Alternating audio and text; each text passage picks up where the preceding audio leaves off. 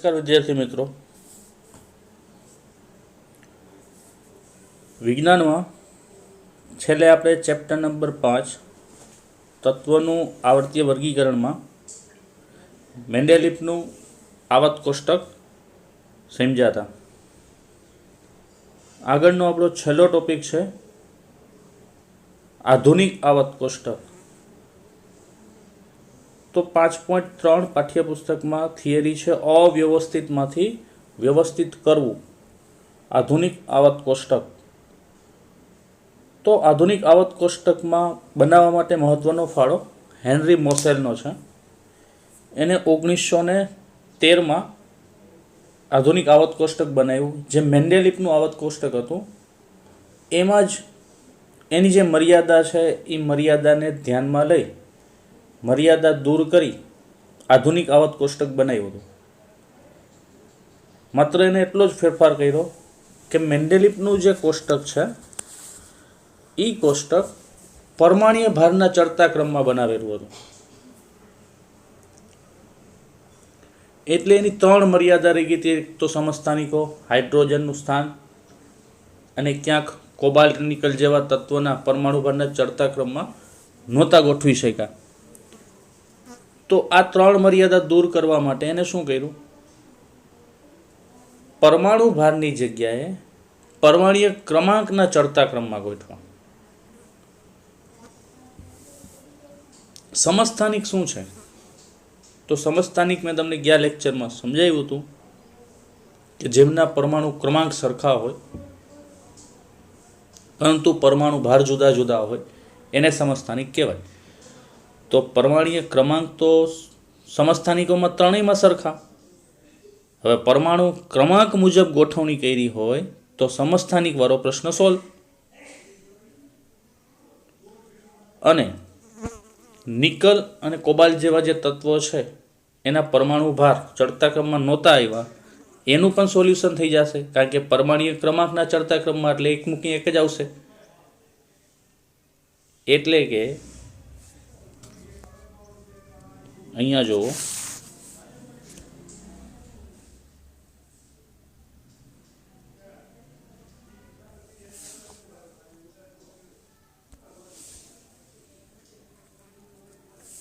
निकल और कोबाल्ट 27 ने 28 आई गया क्रम में। कोबाल्ट नो 27 है, निकल नो 28 है। तो आ मर्यादा दूर थई एटले आधुनिक आवत कोष्टक है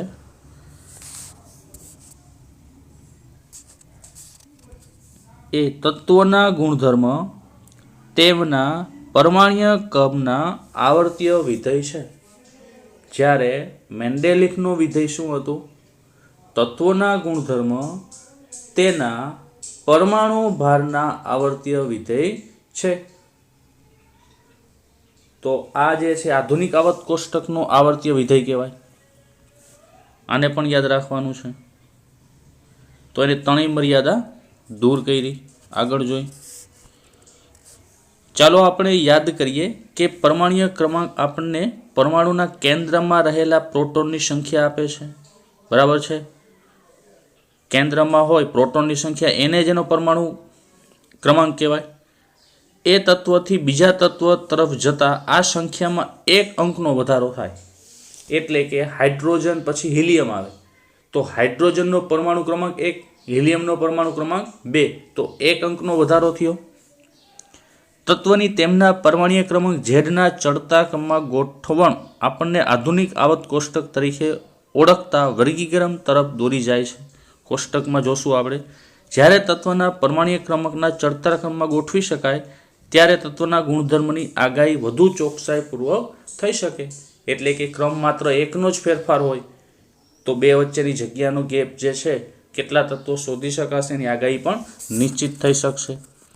आ छे आपणुं आधुनिक आवत कोष्टक।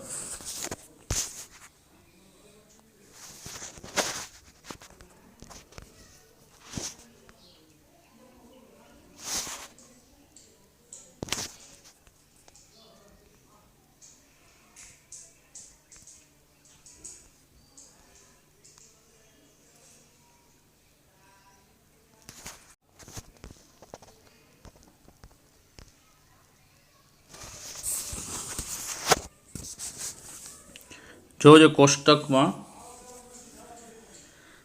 आ कोष्टक नी अंदर ऊभी लाइन है,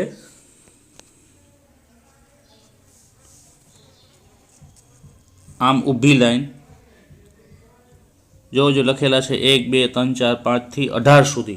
तो ये ऊभी लाइन ने आपणे समूह कहेशुं। तमारा पाठ्यपुस्तकनी अंदर जोवो तमे आधुनिक आवत कोष्टक खोलीने बेसो तो ऊभी लाइन है 18 है एने आपणे समूह कहेशुं।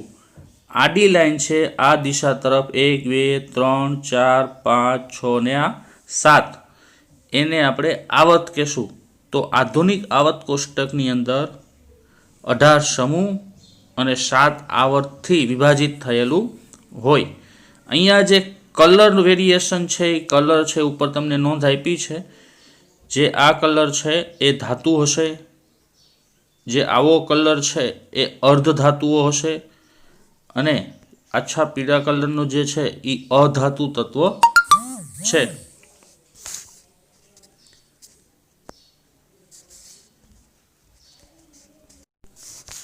હવે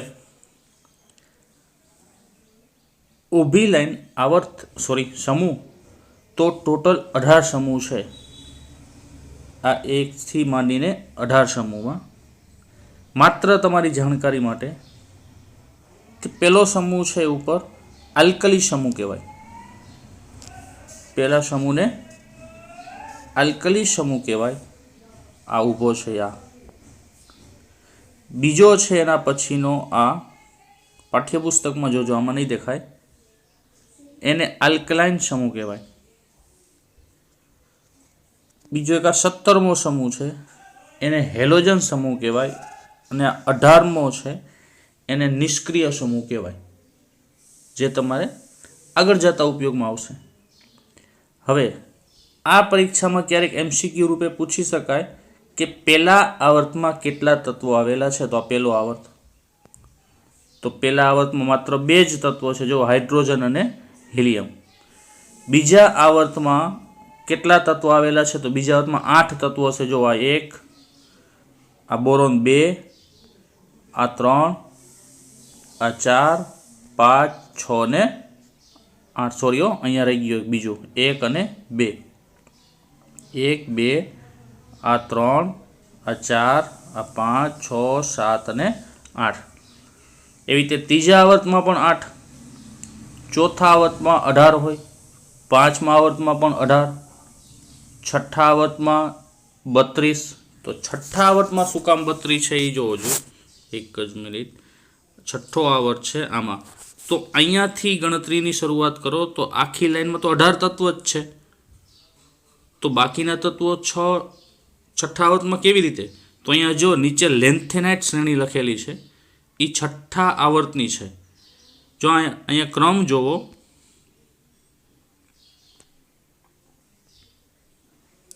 55 થી छठा आवत में चालू थाय। 55 आ 56 आ 57 पछी सीधું 72 चालू थी। जो तो एना पहला 57 पछी अहींयाथी 58 छे, एटले आ पण छठा आवर्तना तत्वो छे।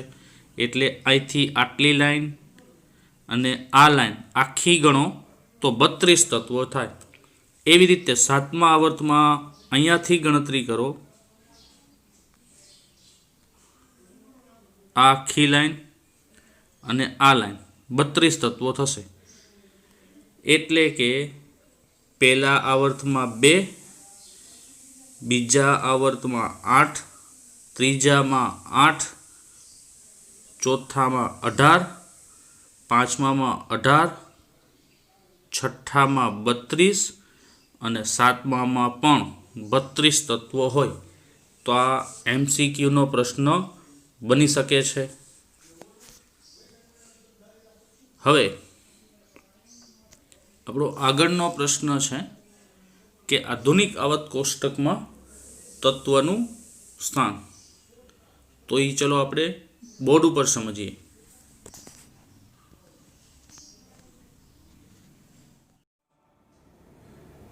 छेल्ले आपणे आधुनिक आवक कोष्टकनी चर्चा करी। तो आधुनिक आवक कोष्टक ज आपणे जोयुं। एमां સૌથી પહેલો જ ટોપિક ચાલુ થાય આધુનિક આવર્ત કોષ્ટકમાં તત્વોનું સ્થાન.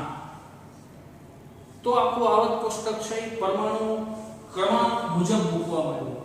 પરમાણુ ક્રમાંકના ચડતા ક્રમમાં, એટલે જ નિયમ આવ્યો હતો કે તત્વો છે એ પરમાણુ ક્રમાંકમાં આવર્તીય વિધેય છે.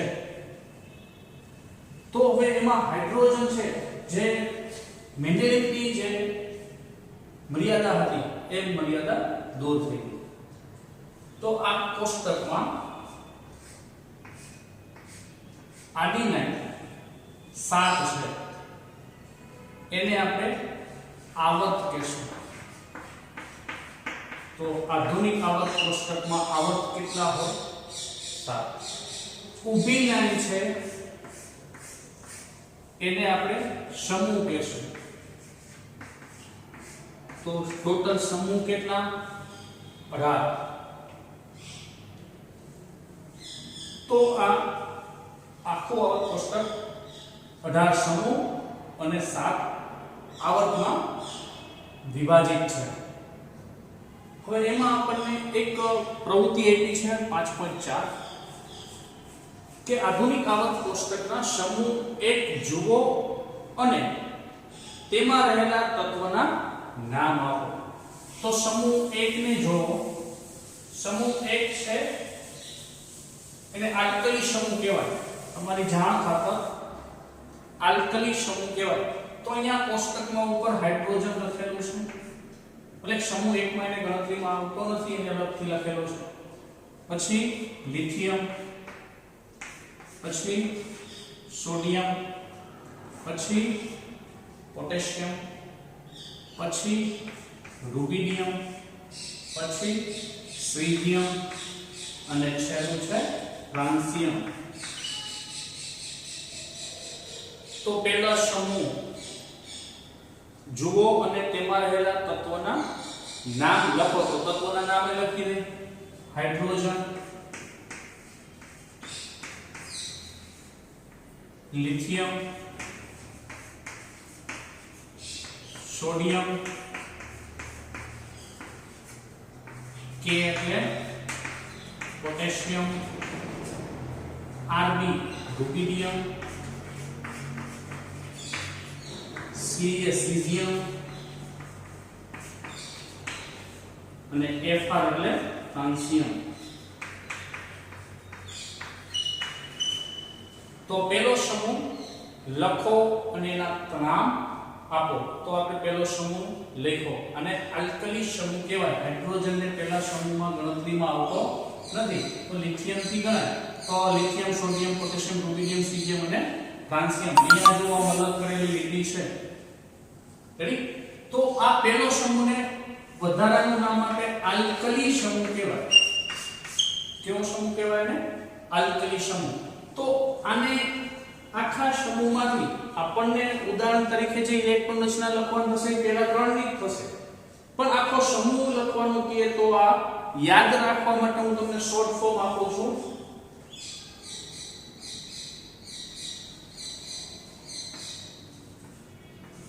हलीना की रब से फरियाद. चलो हलीना आपने तो लीना की याद रखવાનું છે. लीना की रब से फरियाद. ફરી એકવાર लीना की रब से फरियाद. चलो ली ली એટલે L I ના NA ના की के रब RB से CS फरियाद FR. जो लीना की रब से फरियाद. ली लिथियम ना सोडियम की के पोटेशियम रब RB रुबिडियम से CS सीजियम અને ફરિયાદ FR ફ્રાન્સિયમ. તો આ પહેલા સમૂહની વાત થઈ. હવે આપણને આગળ કીધું છે કે સમૂહ 1 ના પ્રથમ 3 તત્વોની ઇલેક્ટ્રોન રચના લખો. તો પહેલા 3 તત્વોની ઇલેક્ટ્રોન રચના આપણે લખીએ તો પેલો છે લિથિયમ.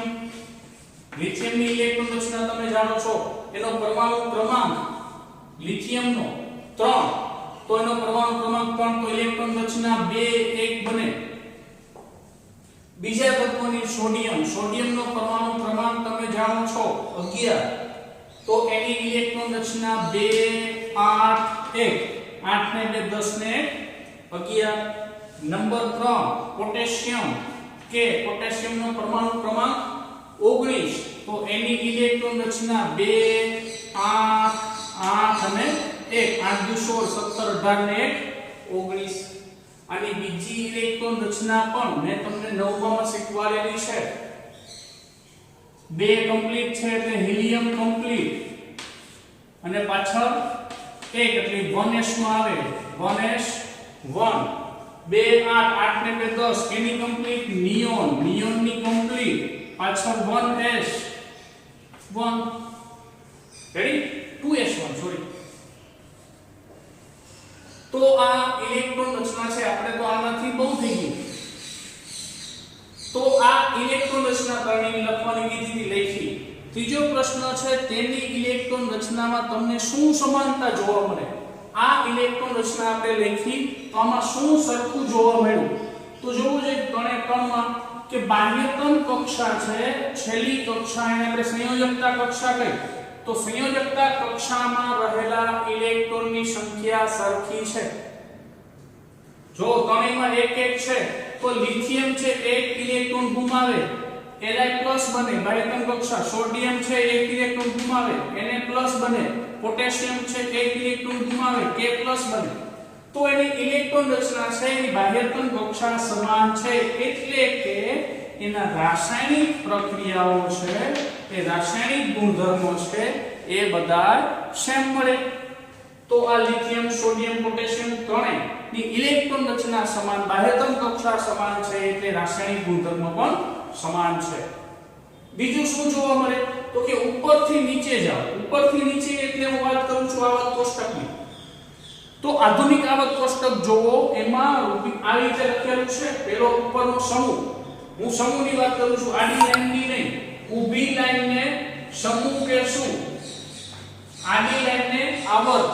તો સમૂહમાં ઉપરથી નીચે જાઓ એટલે કે લિથિયમ થી પોટેશિયમ તરફ જાઓ, એમ એની કક્ષા વધે છે. શું થાય? કક્ષામાં વધારો થાય. જો હવે બે જ કક્ષા, એને હું આવી રીતે લખું, આ હું લિથિયમનું કેન્દ્ર કહું, આ એની પહેલી કક્ષા, આ એની બીજી કક્ષા. તો પહેલી કક્ષામાં કેટલા ઇલેક્ટ્રોન?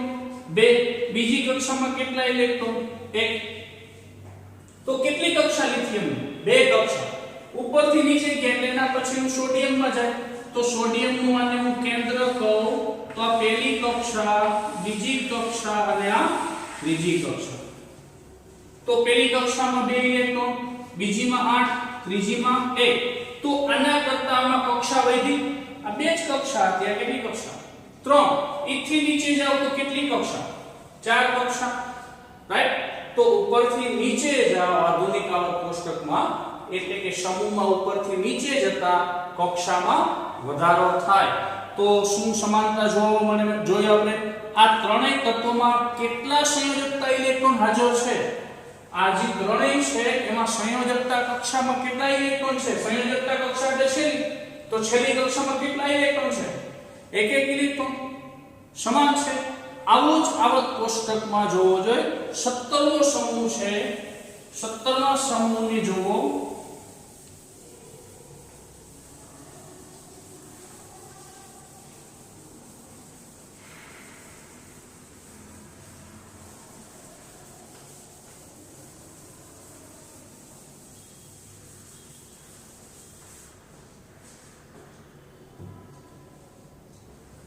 સત્તરમો સમૂહ ઊભી લાઈન 17મી ઊભી લાઈન છે ઈ જોવો જોઈએ.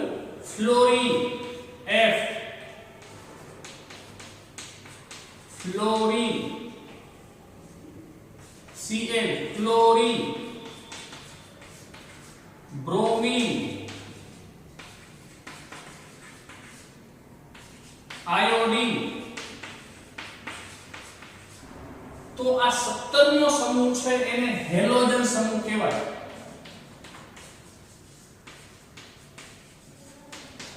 17મા સમૂહને શું કહેશું? હેલોજન। તો હેલોજન સમૂહના આ બે હેલોજન સમૂહ છે એની ઇલેક્ટ્રોન રચના ફ્લોરીનની વાત કરું તો એનો પરમાણુ ક્રમાંક 9, એની ઇલેક્ટ્રોન રચના F બરાબર 9 ઇલેક્ટ્રોન ગોઠવવાના છે તો 2 ને 7 9। એવી રીતે ક્લોરીનનો પરમાણુ ક્રમાંક 17 Cl, એની ઇલેક્ટ્રોન રચના 2 8 અને 7 થાય। 8 ને 2 10 ને 7 17। તો ફ્લોરીનમાં ફ્લોરીન અને ક્લોરીનમાં જોવો જોઈએ 2 અને 7 બાહ્યતમ કક્ષાના ઇલેક્ટ્રોન કેટલા? સરખા। એટલે કે એની ઇલેક્ટ્રોન રચનામાં સમાનતા શું છે તો કે બાહ્યતમ કક્ષાના ઇલેક્ટ્રોન। તો પહેલા સમૂહની જેમ ઉપરથી નીચે જાવ એમ કક્ષામાં શું થાય? વધારો। સીધી વાત છે એની જેમ જ થશે। તો બધા સમૂહમાં એની બાહ્યતમ કક્ષામાં રહેલા ઇલેક્ટ્રોન સમૂહમાં આડી લાઈનમાં નહીં, એટલે કે આવર્તની વાત નથી કરતો, સમૂહમાં ઊભી લાઈનમાં જેટલા ગોઠવાયેલા છે એ બધાની ઇલેક્ટ્રોન રચના એટલે કે સંયોજકતા ઇલેક્ટ્રોન સરખા મળશે, રાસાયણિક ગુણધર્મો એના સરખા હશે।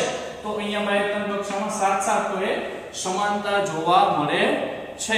આ આપણો પહેલી પ્રવૃત્તિ 5.4 છે। હવે આગળની પ્રવૃત્તિ જોઈએ।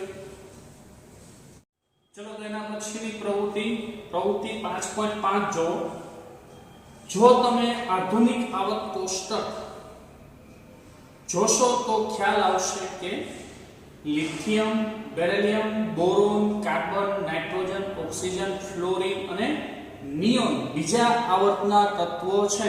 તો આ બધા જે બોલ્યો જોવો જે બીજા આવર્તમાં છે તેમની ઇલેક્ટ્રોન રચના લખો। તો જોઈએ આપણે ક્યાંથી ચાલુ થાય? લિથિયમ થી કીધું તો lithium, beryllium, boron, carbon, nitrogen, oxygen, fluorine અને નિયોન। 3 4 5 6 7 8 9 અને 10 તમે પરમાણુ ક્રમાંક પણ જાણો છો। Lithium, beryllium, boron, carbon, nitrogen, oxygen, fluorine અને નિયોન બધાની સંજ્ઞા અને નામ બોલ્યો। તો આ બધાની આપણને શું કીધું? ઇલેક્ટ્રોન રચના લખો। બધાની ઇલેક્ટ્રોન રચના જોઈએ આપણે।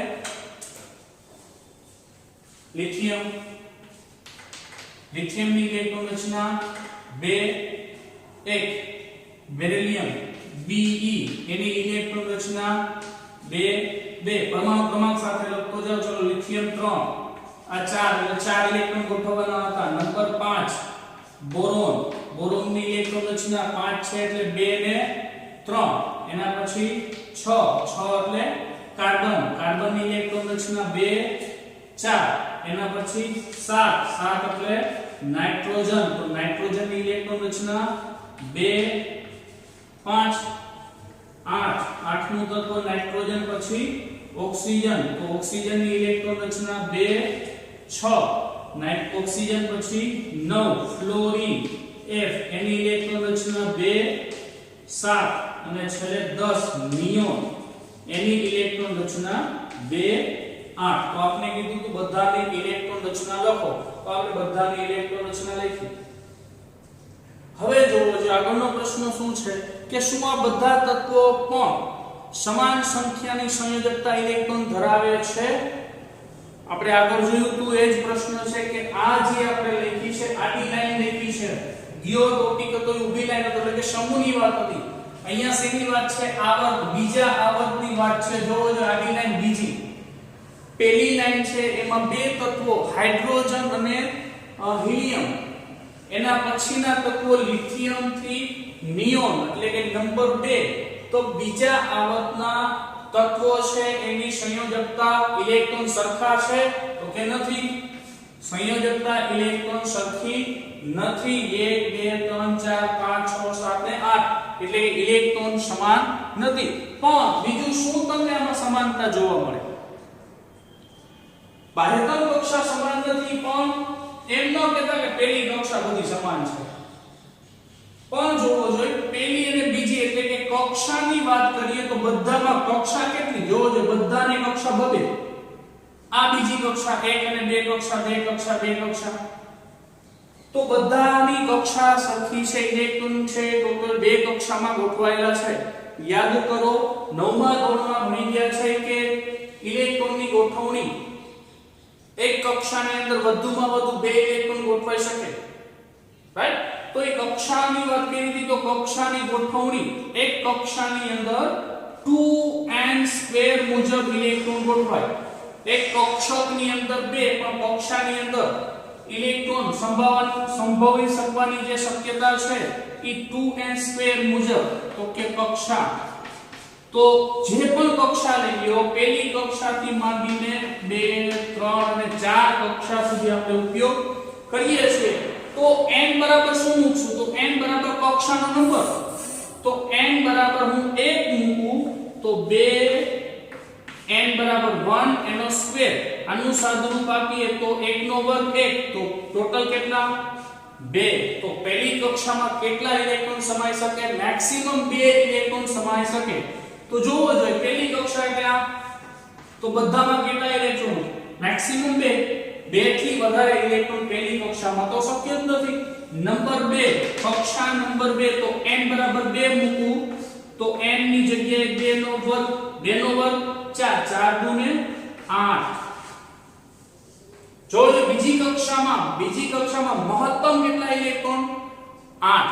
તો પહેલી કક્ષાને k નામ આપ્યું હતું, ધોરણ 9 યાદ કરો. Just minute.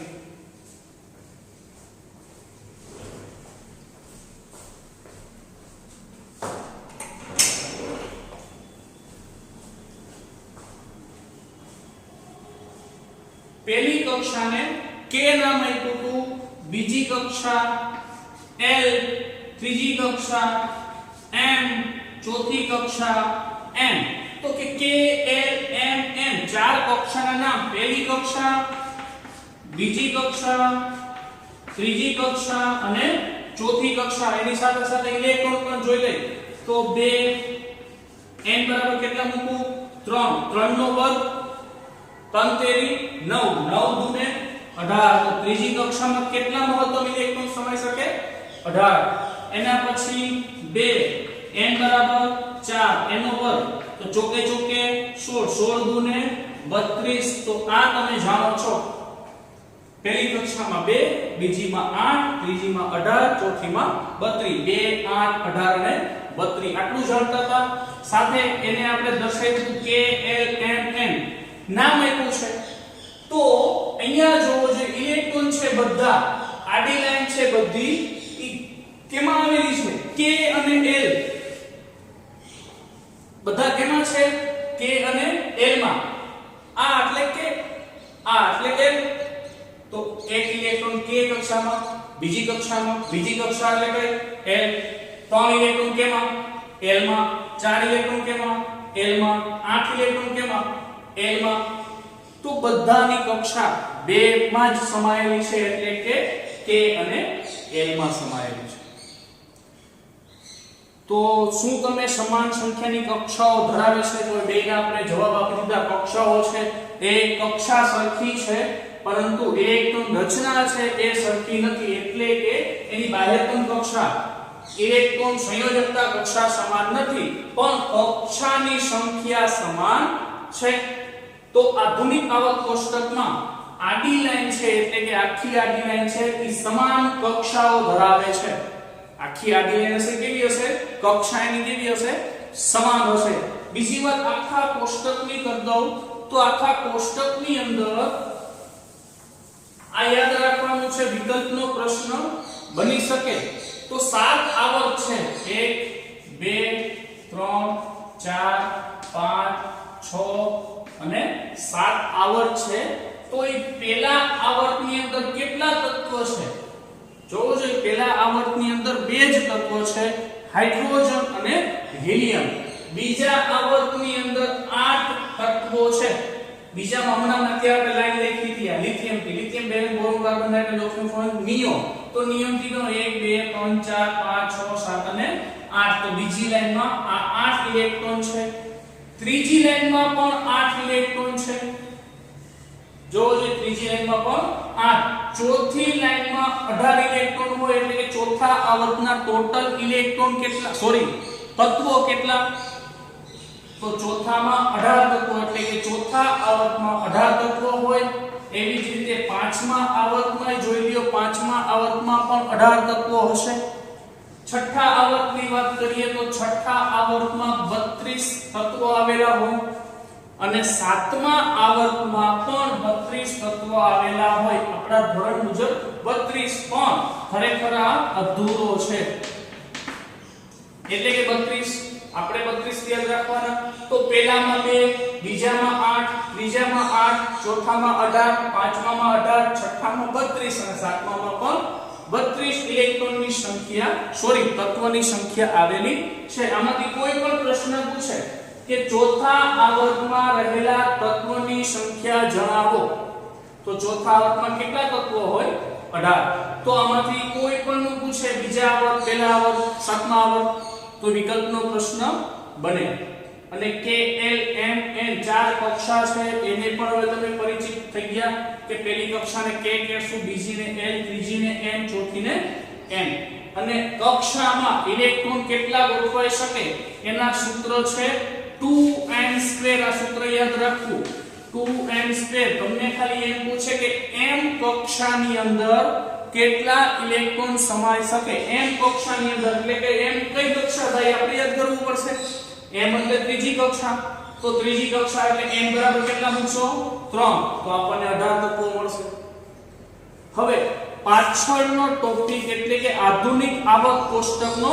વલણ છેલ્લો ટોપિક છે આ ગણનો પણ આપણા કોર્સમાંથી અત્યારે હાલ પૂરતો કાઢી નાખેલો છે તો અહીંયા ચેપ્ટર નંબર 5 પૂરું થાય છે ચેપ્ટર નંબર 5 ને બરાબર સમજો સાવ ઈઝી ચેપ્ટર છે સમજીને કરશો તો સહેલું રહેશે જ્યાં પણ તકલીફ પડે ત્યાં WhatsApp થી કે ફોન દ્વારા મારો કોન્ટેક્ટ કરવો હરિઓમ અસ્તુ